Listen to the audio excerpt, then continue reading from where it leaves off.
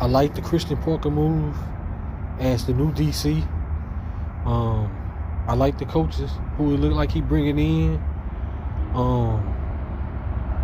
I like all that. But what's going to be telling for the Cowboys is free agency. Free agency. If they not a spender in free agency, they tell you everything you need to know, because you're just not going to win with all these young guys, or all draft picks. Draft picks need to be complimentary. Now, yeah, sometimes you're going to find a player here and there that can come in and be an immediate impact, but it's not often you want to see a guy that just come in and just dominate at his position.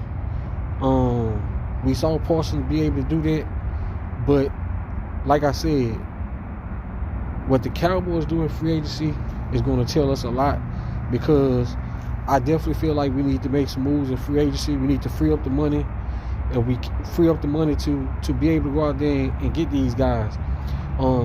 Try to get George Pickens' deal done.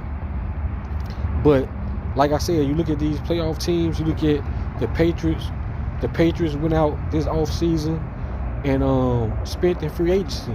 You see Milton Williams over there. You see other players. They got a lot of their same team, but they added pieces in free agency, and that has helped them get over the hump. You also see with the Seattle Seahawks, they brought in D-Law. Who else? I don't know who else they brought in, but they made some move in free agency that impacted their team. And I think Dallas need to do that, whether it's a linebacker, defensive end, safety. Make a move to bring in a safety. Maybe you can get Fitzpatrick in some type of way.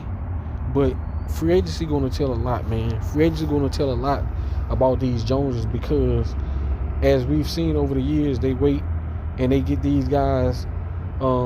They wait ladder of free agency and bring in players. Like, no, we want to be able to go into the draft, not just drafting. Drafting should be the best player available for us if we go make some move in free agency.